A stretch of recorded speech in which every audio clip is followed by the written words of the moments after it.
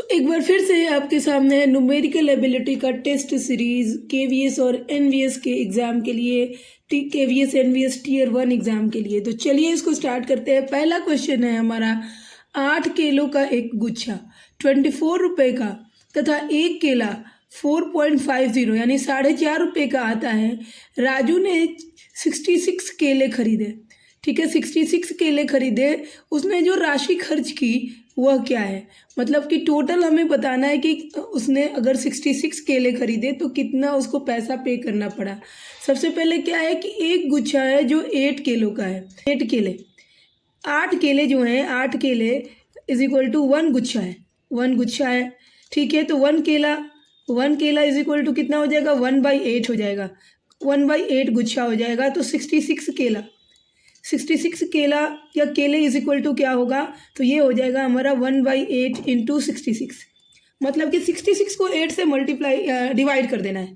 तो जब हम 66 को 8 से डिवाइड करेंगे, लाइक 8 तो 2 हमारे बच जाते हैं। क्या हो गए, 2 बच जाएंगे। यानी कि कुल केले जो होंगे वो कितने हो जाएंगे, कुल केले हमारे हो जाएंगे 8 इंटू कितने हो जाएंगे, ये 8 गुच्छों में 8 केले हैं, एंड प्लस हो जाएंगे कितने, प्लस हो जाएंगे 2। ठीक है, ये हमारे टोटल केले हो गए। यानी कि 64 + 2 हो गए। तो यहाँ पे 8 गुच्छे बन रहे हैं 64 में। ये यहाँ पे कितने गुच्छे बन रहे हैं, 8 गुच्छे बन रहे हैं 64 में। तो एक जो हमारा 8 किलो का गुच्छा है वो 24 रुपीज़ का है। यानी कि हम इसको बोल सकते हैं कि 8 इंटू 24, यस 8 इंटू 24। और फिर 2 केले हैं और एक केले का दाम कितना है, 4.5 रुपया। तो प्लस 2 × 450 करेंगे तो ये हमारा कितना आएगा, तो ये हमारा कितना हो जाएगा, ये हो जाएगा 192, 192 प्लस ये हमारा 4.5 रुपये का 2 है तो ये 9 रुपीज़ हो जाएगा। और ये कुल मिला के हमारा हो जाएगा ₹201, 201 रुपये होंगे। ठीक है, तो इसमें जो हमारा ऑप्शन 3 है वो बिल्कुल सही है। यानी कि 66 केले जो हैं, 66 केले जो हैं वो कितने के मिलेंगे, तो वो मिलेंगे 201 रुपये के। चलिए नेक्स्ट क्वेश्चन करते हैं।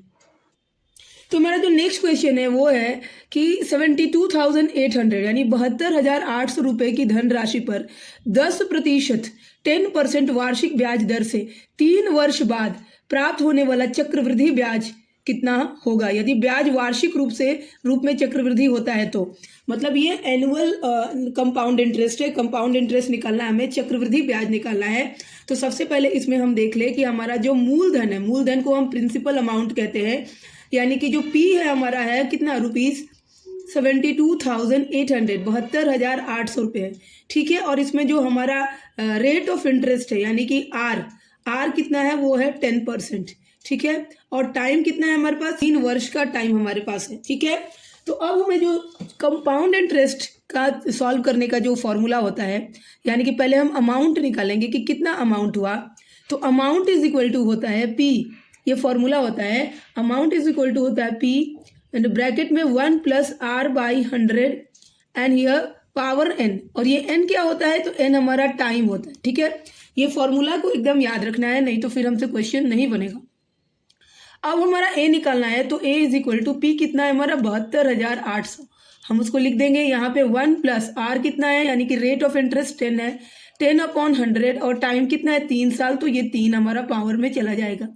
अब इसको हम करेंगे सॉल्व।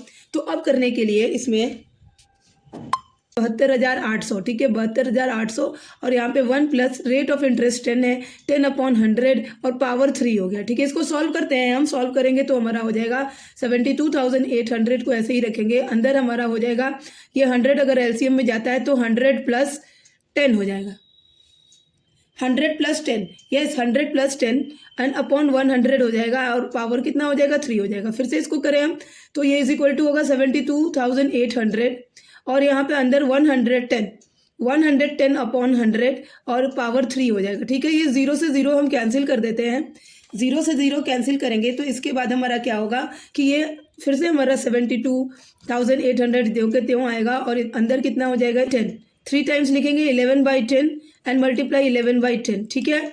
अब इससे ये ज़ीरो से ये दोनों ज़ीरो से ये ज़ीरो ज़ीरो क्या होगा, कैंसिल हो जाएगा हमारा। अब इसको जब हम सॉल्व करेंगे तो ये हमारा लगभग आएगा, इसको खुद से आप लोग सॉल्व करिए, ये सॉल्व करेंगे तो ये आएगा हमारा 96,896.80 रुपीज़।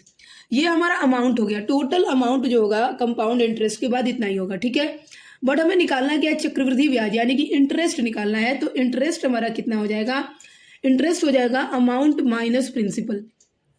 सारे फॉर्मूले आप लोग याद करते चलिए। तो अमाउंट माइनस प्रिंसिपल मतलब कि हमें 96,896.80 में से माइनस करना होगा 72,800 रुपये। तो ये हमारा कुल आ जाएगा 24,096.80 रुपीज़ जो होगा, ये हमारा जो होगा आंसर आ जाएगा। इस क्वेश्चन देखा कि ये ऑप्शन जो है यहाँ पे 24,096.80 ये ऑप्शन 4 जो होगा हमारा बिल्कुल करेक्ट हो जाएगा। चलिए नेक्स्ट क्वेश्चन को किया जाए और देखा जाए कि कैसे होता है। तो क्वेश्चन नंबर 3 है, एक दवाई है मेडिसिन जिसका आयतन 8.4 लीटर है। अच्छा, एक दवाई जिसका आयतन 8.4 लीटर है को छोटी छोटी बोतलों में भरना है तथा छोटी बोतल का आयतन 75 मिलीलीटर है। तो हमें पता करना है कि भरी जा सकने वाली छोटी बोतलों की संख्या, यानी कि अगर हम इसको कहें तो एक बड़ी सी बॉटल जो है हमारे पास, एक बड़ी सी बॉटल है दवाई की, मेडिसिन की, ये बड़ी सी बॉटल है और इसका कैपेसिटी यानी कि इसका जो वॉल्यूम है, इसका वॉल्यूम कितना है, तो ये है 8.4 लीटर। ये एक छोटी सीसीओ में भरना है हमें। इसको क्या करना है, छोटी छोटी सीसीओ में भरना है। तो छोटी सीसीओ में यानी कि छोटी बोतल के का जो वॉल्यूम है, अगर ये वॉल्यूम अगर V1 हो गया तो हमारा जो V2 है मतलब छोटी बोतल का वो है 75 मिलीलीटर। Okay, 75 millilitre. अब हमें नंबर ऑफ बॉटल्स पता करने हैं कि नंबर ऑफ बॉटल्स कितने होंगे, कितनी संख्या के। तो यहाँ पे जो नंबर ऑफ बॉटल्स होंगे, नंबर ऑफ बॉटल्स जो होंगे वो होंगे like the volume of big bottle and upon हम इसको कर देंगे volume of small bottle. Okay, ये हमारा हो जाएगा। तो अब हमारा जो वॉल्यूम ऑफ बिग बॉटल है वो है 8.4 लीटर। इस लीटर में करेंगे तो इसको मल्टीप्लाई कर देंगे 1000 से एंड अपॉन हम कर देंगे 75 कर देंगे, ठीक है। इसको जब हम सॉल्व करेंगे तो हमारे पास जो आंसर आएगा, जैसे कि अगर इसको पूरा का पूरा अगर हम सॉल्व करते हैं तो हमारे पास जो आंसर आएगा वो आएगा 112.0, ठीक है। तो 112.0 यानी कितनी बॉटलें लगेंगी, तो 112 लगेगा। इसको आप लोग सॉल्व कर लीजिएगा। तो ये हमारे पास 112 आएगा। ये तो ऑप्शन 3 जो होगा हमारा बिल्कुल सही होगा कि 112 बॉटल्स लगेंगे। चलिए अब करते हैं नेक्स्ट क्वेश्चन को। तो हमारा जो नेक्स्ट क्वेश्चन है, यहाँ पे ये दिया हुआ है हमारे पास एक क्वेश्चन दिया जिसको हमें सॉल्व करना है, इसको सिंप्लीफाई करना है। तो इसको चलिए पहले लिख लेते हैं कि क्या क्वेश्चन है। हमारे पास है 6 होल 1/3 यानी कि 19/3 हो गया, माइनस ब्रैकेट के अंदर 9/4 हो गया, प्लस फिर से ब्रैकेट के अंदर है देन 5/4 हो गया, देन -1/13 हो गया और मल्टीप्लाई करना है इसको ब्रैकेट के अंदर 5/2 और -1/3 में ब्रैकेट सारे हमारे बंद हो जाएंगे। इसको हमें करना है सॉल्व। तो इसको सॉल्व करने के लिए अब इसको तो मैंने ऐसे कर दिया, अब हम इसको ओपन करते हैं पूरा का पूरा। तो कैसे करेंगे, तो अब हम लिखेंगे 19/3 और माइनस में 9/4 तो है तो 9/4 ही रहेगा। उसके बाद हम ब्रैकेट के अंदर हमारा 5/4 -1/13 रहेगा और ये मल्टीप्लाई, ये ब्रैकेट के अंदर सॉल्व हो जाएगा। तो 3 2 जा 6 हो गया, ठीक है। यहाँ पे हमने करना है तो यहाँ पे क्या करेंगे, हम 6 ले लिया तो 2 3 जा 6 एंड 3 5 जा 15 हो जाएगा, ठीक है। तो यहाँ पे 15 हो जाएगा और ये -2 हो जाएगा। मतलब कि अगर हम यहाँ पे लिखना चाहें तो 15 - 2/6 लिख सकते हैं। ये जो हमारा है 5/2 -1/3 को सॉल्व करेंगे तो हमारा कितना हो जाएगा 15 - 2/3 15 - 2/6 ये हो जाएगा हमारा और ये ब्रैकेट को हम क्लोज कर देंगे। इसके बाद हम फिर से इसको सॉल्व करेंगे तो हमारा हो जाएगा 19/3 माइनस फिर से 9/4 होगा, ठीक है। एंड फिर प्लस हमारा जो हो जाएगा यहाँ पे ब्रैकेट के अंदर 5/4 माइनस 1/13 एंड मल्टीप्लाई करेंगे तो 12 माइनस 15 माइनस 2 कितना हो गया 13/6 हो जाएगा और ये ब्रैकेट हमारा बंद हो जाएगा। ठीक है, तो अगर हम इसको देखें मल्टीप्लाई यहाँ पे है तो इस 13 से ये 13 कैंसिल हो जाएगा। ठीक है, तो ये 13 से 13 कैंसिल हो गया, तो अब हमारे पास क्या बचेगा, ये होगा 19/3 माइनस, अभी ब्रैकेट के अंदर ही रखेंगे हम इसको, और प्लस अगर करें तो प्लस और फिर ब्रैकेट यहाँ पे लगा देते हैं तो 5/4 और माइनस 1/6 हो जाएगा। ठीक है, ब्रैकेट को हम बंद करते हैं, पहले इसी को हम सॉल्व कर लेते हैं। तो इसको जब हम सॉल्व करेंगे तो ये हमारा यहाँ पे क्या हो जाएगा, एलसीएम 12 आ जाएगा, तो 4 3 जा 12 एंड 5 3 जा 15 हो जाएगा, 15 एंड माइनस 6 तो यहाँ पे 2 हो जाएगा फिर से। ठीक है, अब इसको लिखते हैं हम, तो ये हो जाएगा 19/3 माइनस ये ब्रैकेट के अंदर 9/4 पे प्लस यहाँ पे ब्रैकेट के अंदर हमारा कितना हो गया, ये ब्रैकेट हटा देते हैं, अब तो हम हटा देंगे तो हो जाएगा हमारा 13 प्लस 13/12, ये हमारा हो गया 13/12। अब इसको सॉल्व करते हैं, तो फिर कर लिया, इसके बाद हम क्या करेंगे, ये हमारा पे हो गया 19/3 और माइनस में अगर हम करेंगे तो माइनस में हमारा आ जाएगा 40/12 होगा। तो अब इसको हम अगर सॉल्व करेंगे तो ये हमारा, पहले इसको सिंप्लीफाई कर ले 40 को, तो ये हमारा कितना हो जाएगा, ये 4 10 जा 40 होता है, 4 3 जा 12 होता है। ठीक है, यानी 19/3 माइनस 10/3 हो जाएगा ना, ये हमारा कितना हो गया 19/3 माइनस 10/3, यानी कि ये हमारा हो गया कितना 19 माइनस 10 यानी 19 minus 10/3, so that will be equal to 9/3। ये हमारा किसके बराबर हो गया 9/3, तो 3 3 9, हमारे पास कितना आंसर आ गया 3। तो हमारा जो क्वेश्चन है इसका आंसर कितना हो जाएगा, इसका आंसर हो जाएगा 3। तो देख सकते हैं कि जो ऑप्शन नंबर 4 है वो बिल्कुल सही है, जो हमारा ये क्वेश्चन यहाँ पे है, देखते हैं तो ये क्वेश्चन का ऑप्शन नंबर 4 जो होगा बिल्कुल सही होगा, आंसर जो होगा वो 3 होगा, आंसर जो होगा वो कितना हो जाएगा 3 हो जाएगा। ठीक है, चलिए अब करते हैं हम नेक्स्ट क्वेश्चन। अब जो नेक्स्ट क्वेश्चन है, 4 धनात्मक संख्याओं का अनुपात 5:8:12:18 है। ठीक है, उनका लघुत्तम समापवर्ती यानी कि एलसीएम जो है, एलसीएम उनका है 2880, सबसे बड़ी संख्या और सबसे छोटी संख्या का अंतर क्या होगा। तो हमें फाइंड आउट करना है कि डिफरेंस बिटवीन सबसे बड़ी संख्या एंड सबसे छोटी संख्या का हमें अंतर यहाँ पे फाइंड आउट करना है। तो इसको करने के लिए हमें क्या करना होगा कि इन सबको, ये हम मान लेते हैं कि जो संख्याएं हैं वो कितनी हैं, तो मान लेते हैं संख्याएं हमारी निकालेंगे हम, तो जब हम एलसीएम निकालेंगे इनका 5, 8, 12 और 18 का, तो हमारा आएगा 360 आएगा। गिवन है, क्या गिवन है, गिवन एलसीएम क्या है, यहाँ पे हम देख लेंगे, गिवन एलसीएम जो है वो है 2880, यानी कि ये एलसीएम जो है इस एलसीएम के इक्वल है, तो 360x इज इक्वल टू 2880 कर देंगे, तो x का वैल्यू जो है वो हमारा आ जाएगा 2880/360 और ये कट कर देंगे, तो यहाँ पे हमारा x का वैल्यू जो होगा वो हो जाएगा 8। हमें सबसे छोटा और सबसे बड़े का अंतर निकालना है, तो सबसे पहले हम लार्जेस्ट नंबर देखेंगे। लार्जेस्ट नंबर जो है हमारा है वो 18 है, 18x है, लार्जेस्ट नंबर 18x है, यानी 18 × 8 करेंगे तो ये 144 हो गया। और जो स्मॉलेस्ट नंबर है, जो भी हमारे पास नंबर है वो है 5x, यानी कि 5 × 8 करेंगे तो ये 40 हो गया। ठीक है, ये हमारे पास हो गया। अब हमें डिफरेंस निकालना है लार्जेस्ट और स्मॉलेस्ट का, यानी कि 144 माइनस 40 करेंगे, 144 माइनस 40, तो ये हमारा आएगा 104 हमारा आंसर होगा। चलिए देखते हैं कि 104 आया है कि नहीं आया है। तो यहाँ हमारे पास क्वेश्चन है यहाँ पे, तो यहाँ पे ऑप्शन 1 124, ऑप्शन 2 104 है, यानी ऑप्शन 2 जो होगा हमारा बिल्कुल सही हो जाएगा। तो नेक्स्ट क्वेश्चन क्या है वो देखते हैं। एक विद्यालय में 44% विद्यार्थी लड़कियां हैं तथा शेष लड़के। यदि लड़कों की संख्या 448 है तो विद्यालय में लड़कियों की संख्या क्या है। तो मान लेते हैं कि लड़कों की संख्या हमारी कितनी है 100 है। 100 मान लेते हैं कि कुल स्टूडेंट, टोटल स्टूडेंट जो है यहाँ पे, टोटल स्टूडेंट्स जो हैं वो कितने हैं, स्टूडेंट जो हैं वो हैं 100। यस, तो उसमें से जो 100x मान ले या 100 मान लेते हैं, तो 44% जो है वो क्या है, वो है गर्ल्स। यस, गर्ल्स है। तो बॉयज़ कितने हो जाएंगे हमारे, बॉयज़ हो जाएंगे 100 माइनस 44, यानी कि 56% हमारे बॉयज़ हो जाएंगे अगर 100% स्टूडेंट्स हैं। ठीक है, तो ये 56%, तो अगर मान लें कि ये जो बॉयज़ का नंबर है 56% का को हम क्या लिख सकते हैं, 56/100 लिख सकते हैं। ठीक है, तो हम मान लेते हैं कि कितने बच्चे हैं, 56/100x, इसको हम मान लेते हैं कि 56/100 कर लेते हैं, क्योंकि हमें एब्सोल्यूट वैल्यू निकालना होगा। ये कितने बराबर है, तो 448 के बराबर है, ये यहाँ पे दिया हुआ है। ठीक है, तो हमारा एक यहाँ पे x की वैल्यू क्या हो जाएगी, 448 इंटू 100 हो जाएगा, एंड अपॉन में 56, ये 8 कट जाएगा और x की वैल्यू हमारी आ जाएगी 800।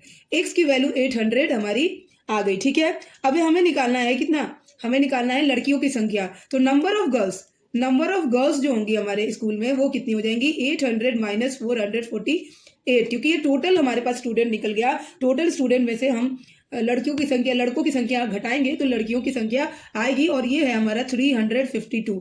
ये कितना आएगा, तो ये आ जाएगा 352। तो जो ऑप्शन हमारा 4 है इसमें वो बिल्कुल सही होगा कि लड़कियों की संख्या जो होगी वो होगी 352। चलिए अब नेक्स्ट क्वेश्चन करते हैं और देखते हैं। ठीक है, तो हमारा जो नेक्स्ट क्वेश्चन है वो कह रहा है कि यदि दो संख्या योग a है और गुणनफल b है तो उसके व्युत्क्रम मीन्स रेसिप्रोकल, उल्टा जो होगा उसका योग क्या होगा।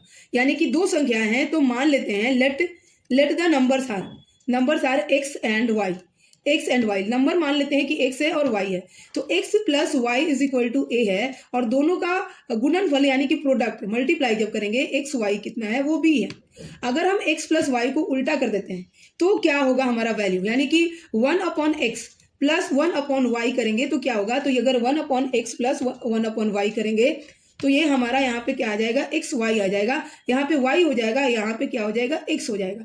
ठीक है, अब इसकी वैल्यू रख ले हम, x प्लस वाई करें या y प्लस x करें, उसकी वैल्यू क्या हो जाएगी, a हो जाएगी, और x और y की वैल्यू क्या हो जाएगी, वो b हो जाएगी। यानी कि जो हमारा आंसर होगा वो क्या हो जाएगा, a/b होगा। यही कह रहा है उनके व्यक्तिक्रम का योग क्या होगा, मतलब उनको उल्टा अगर कर देते हैं तो उनका योग क्या होगा, तो योग हमारा कितना हो जाएगा, a/b हो जाएगा। तो जो ऑप्शन यहाँ पे 3 है वो बिल्कुल सही होगा, a/b हमारा जो होगा बिल्कुल करेक्ट होगा। जो नेक्स्ट क्वेश्चन वो है कि सुजाता ने 2 किलोग्राम बैंगन यानी 2/3 किलोग्राम बैंगन, 2 होल 1/3 किलोग्राम आलू और 2 होल 1/2 किलोग्राम प्याज तथा 600 ग्राम अदरक खरीदा। तो सारी सब्जियों का भार कितना है, तो देख लेते हैं। सारा यहाँ पे किलोग्राम में दिया है और 600 हमारा ग्राम में दिया है, और इसे हमें निकालना है दशमलव में। तो सबसे पहले हम, और क्या आंसर किस में है, किलोग्राम में। ठीक है, तो किलोग्राम में है, तो सबसे पहले हम क्या करेंगे कि इसको जो ये डेसिमल, इसको जो सारे जितने भी वैल्यूज हैं उनको डेसिमल में चेंज कर देंगे। यानी कि जो ब्रिंजल है, बैंगन है, ये बैंगन जो है, बैंगन कितना है, 2/3 किलोग्राम है। तो ये अगर हम काटेंगे यहाँ से तो कितना हो जाएगा, ये हो जाएगा 0.666, ये तो बहुत दूर तक जाएगा, तो हम इसको मान लेते हैं 0.66 किलोग्राम। ठीक है, दूसरा हमारा जो है वो है आलू। तो अगर हम आलू लेते हैं तो आलू हमारा हो जाएगा 2 होल 1/3 यानी 3 2 6 एंड 1 7/3 हो जाएगा। ठीक है, ये क्या हो जाएगा हमारा 7/3, तो यहाँ पे 3 2 6, ये किलोग्राम है, 2.33 होगा। यानी कि ये हम कह सकते हैं कि 2.33 kg होगा। ठीक है, अब हम ले लेते हैं प्याज। ठीक है, तो प्याज जो है वो कितना है, 2 होल 1/2 यानी कि 5/2 है, तो 2 2 4 2.5 होगा, यानी कि 2.5 ही हो जाएगा, 2.5 kg हमारा प्याज हो जाएगा। और जो अदरक है, यस, अब जो अदरक है वो उसका भार कितना है, 600 ग्राम है, 600 ग्राम है। तो 600 ग्राम को किलोग्राम में चेंज करने के लिए 1000 से इसको डिवाइड कर देंगे, तो ये हमारा हो जाएगा 0.6 किलोग्राम। अब टोटल वेट हमको निकालना है, तो कुल भार निकालने के लिए यहाँ पे हम कुल भार का करेंगे तो सबको ऐड कर देंगे। तो क्या करेंगे, 0.666 में अब ऐड करेंगे 2.33, फिर 2.5 एंड 0.6 को हम ऐड करेंगे, तो ऐड करके हमें क्या मिलेगा, ये 6 आ जाएगा, यहाँ पे 6 एंड 3 9 हो जाएगा, 6 3 9 एंड 5 14 एंड 14 एंड 6 कितना हो जाएगा, 14 एंड 6 हो जाएगा 20, तो 0 हो गया, 2 हमारा कैरी है, 2 2 4 एंड 2 क्या हो जाएगा, 6 हो जाएगा। तो ये हमारा ये किलोग्राम में आया 6.096 हमारा जो है आंसर है। चलिए देखते हैं कि आंसर है कि नहीं है। तो ये हमारा यहाँ पे क्वेश्चन है, तो इसका देखते हैं, यहाँ पे है 6.096, तो यहाँ पे जो है इसको हम लिख सकते हैं 6.1। यस, ये 096 को हम 1 कर सकते हैं किलोग्राम। तो जो ऑप्शन 3 है हमारा वो बिल्कुल सही होगा, करेक्ट होगा। चलिए तो अब नेक्स्ट क्वेश्चन देखते हैं। तो हमारा नेक्स्ट क्वेश्चन है कि 3 नल ABC, यहाँ पे अगर हम मान लें 3 नल बना रहे हैं A, B और C, 3 नल ABC एक ओवरहेड टैंक को क्रमशः ये 4 आवर्स में भरता है, 4 आवर्स में, ये भर रहा है 6 आवर्स में, और ये भर रहा है 12 आवर्स में। 12 आवर्स में भर सकते हैं। तो यदि तीनों नल एक साथ खोल दिए जाएँ तो वह टैंक को कितना समय में भर लेंगे। तो ये सारे एक एक आवर में भर रहे हैं, यानी कि ये 4 आवर्स में एक टैंक को भर रहा है। तो ये 1 आवर में कितना भरेगा, तो ये इन 1 आवर हम यहाँ पे अगर कर दें इन 1 आवर करेंगे तो ये जो 4 आवर वाला टैंक है ये 1/4 पार्ट भरेगा, 6 आवर वाला 1/6 पार्ट भरेगा और 12 आवर वाला 1/12 पार्ट भरेगा। ठीक है, ये 1 घंटे की बात हो रही है यहाँ पे। तो अब इसको हम क्या करेंगे, ऐड कर देंगे। ऐड जब करेंगे तो हमारा एलसीएम 12 आएगा, 4 3 जा 12, 3 हो जाएगा, 6 2 जा 12, 12 हो जाएगा और इधर 1 हो जाएगा। यानी कि इसको जब हम कैलकुलेट कर रहे हैं तो +1 6 हो जाएगा, 6/12 यानी हो जाएगा ये 1/12। 1/12 पार्ट 1 घंटे में कितना, तीनों टंकी कितने में भरेंगे, 1/12 पार्ट भरेगा। अगर दोनों को तीनों नल को खोल दिया जाएगा तो 1/2 पार्ट जो होगा वो भर जाएगा 1 घंटे में। ठीक है, तो अब हमारा जो है कि तीनों को अगर खोल दिया जाए तो कुल कितने घंटे में हमारा जो है टंकी भर जाएगा। तो पूरा टंकी भरने के लिए हमें कितना टाइम चाहिए, तो वो चाहिए 2 आवर्स का। अगर तीनों नल को एक साथ खोल दिया जाएगा तो 2 घंटे में पूरी की पूरी टंकी भर जाएंगी। तो चलिए इसका देखते हैं आंसर क्या आता है। तो हम देख सकते हैं कि यहाँ पे पहला ऑप्शन 2 घंटा है, दूसरा 4, तीसरा 3 और चौथा 5 घंटा है। तो ऑप्शन जो हमारा है दूसरा 4 घंटे बिल्कुल सही होंगे। ठीक है, चलिए हम नेक्स्ट क्वेश्चन देख रहे हैं। नेक्स्ट क्वेश्चन है हमारा 9 जनवरी 2023, 9 जनवरी 2023 को क्या है, मंडे है। क्या है, मंडे है। ठीक है, और 12 अप्रैल, अब हमें क्या करना है कि 12 अप्रैल 2023 को क्या होगा वो बताना है। 9 जनवरी को मंडे है तो 12 अप्रैल 2023 को क्या होगा ये हमें देखना है। तो हमें देखना है कि 9 जनवरी से लेके 12 अप्रैल तक कितने हुए। तो नंबर ऑफ डेज जो होंगे इनके बीच में, number of days, full days अगर आप काउंट करोगे तो आएगा 93 डेज। कितने डेज हो गए, total number of days between 9 January and 12 अप्रैल वो होंगे 93 डेज। अब हमें पता है कि एक वीक में 7 डेज होते हैं। तो अब इस 93 को हम क्या करेंगे, 7 से डिवाइड करेंगे। तो 7 से डिवाइड करेंगे तो ये 13 टाइम्स में जाएगा, यहाँ 91 होगा और 2 हमारा रिमाइंडर बचेगा। जी हाँ, 2 रिमाइंडर बचेगा, यानी कि कुल 7 वीक हमारा क्या हो जाएगा कि 7 वीक हो जाएगा और 2 दिन हो जाएगा। यानी कि हम इसको लिख सकते हैं क्या, 7 × 13 एंड +2 लिखेंगे। ये 2 डेज हमारा जो होगा वो एक्स्ट्रा हो रहा है। ठीक है, तो ये इतने डेज में तो हमारा मंडे आ रहा है। अब मंडे में +2 करेंगे तो हमारा कितना हो जाएगा, वेडनेसडे हो जाएगा, वेडनेसडे हो जाएगा। यानी कि 12 अप्रैल 2023 को कौन सा दिन होगा, तो वो होगा हमारा बुधवार, जो कि ऑप्शन 3 जो है बिल्कुल सही है। अब जो नेक्स्ट क्वेश्चन है वो है तांबे की एक ठोस गोलाकार बॉल को जिसका व्यास 14 सेंटीमीटर है। व्यास यानी कि डायमीटर 14 सेंटीमीटर है, यानी एक बॉल है, इस तरह से बॉल है। ठीक है, और उसका ये जो डायमीटर है, ये डायमीटर डी जो है वो कितना है, 14 सेंटीमीटर है।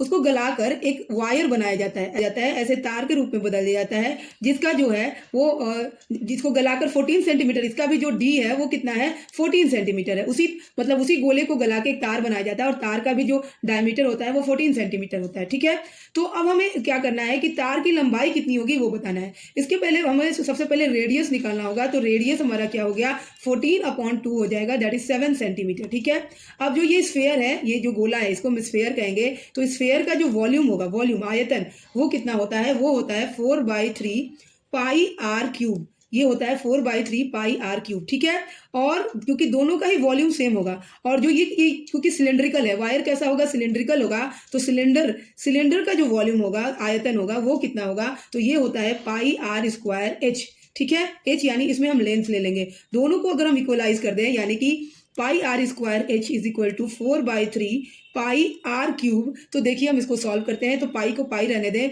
7 हो जाएगा आर का वैल्यू, इंटू 7 इंटू एच हो गया, यहाँ पे 4/3 और इंटू क्या हो जाएगा, पाई हो जाएगा, पाई, ओके, और इंटू 7 और फिर से क्या हो जाएगा 7। ये 2 7 से 2 7 इस साइड क्लियर कैंसिल हो गया, पाई से पाई कैंसिल हो गया। तो अब हमारे पास बचा H is equal to 4/3 into 7। ठीक है, तो अब हम इसको सॉल्व करेंगे तो ये हमारा हो गया h इज इक्वल टू 28/3। ठीक है, तो h का वैल्यू हमारा कितना आ गया, 28/3 सेंटीमीटर। तो देखिए ये हमारा कौन सा ऑप्शन सही होगा। तो यहाँ पे ये क्वेश्चन है हमारा और इसमें ऑप्शन नंबर 4 जो है बिल्कुल सही होगा, 28/3 सेंटीमीटर। इस तरह से हम इसको निकालेंगे। अब जो नेक्स्ट क्वेश्चन है कि दो संख्याओं का गुणनफल 1728 है, यानी कि जो प्रोडक्ट, गुणनफल मतलब प्रोडक्ट होता है, तो प्रोडक्ट ऑफ टू नंबर्स ये कितना है हमारा 1728। यदि इन संख्याओं का HCF HCF जो है इसका कितना है 12 है, तो LCM हमें निकालना है। LCM क्या होगा, तो इसके लिए हमें सीधा फॉर्मूला यूज़ करना है। यहाँ हम देखेंगे कि इसमें HCF multiply LCM is equal to होता है प्रोडक्ट ऑफ नंबर्स, ठीक है, 2 नंबर जो भी दिया है। तो यहाँ पे 12 इंटू LCM हम करेंगे तो ये हो जाएगा 1728। तो जो हमारा LCM होगा वो कितना हो जाएगा 1728 अपॉन 12, और इसको जब हम कट करेंगे तो ये कितना आ जाएगा हमारा, इसको 12 1 जा 12 होगा, यहाँ से 5 निकला और ये हो गया 52, 12 4 जा 48 और फिर 4 बचा, 12 4 जा 48, 144। तो LCM जो होगा हमारा वो कितना हो जाएगा 144। तो यहाँ पे हम देख सकते हैं ऑप्शन 2 जो है वो बिल्कुल सही होगा।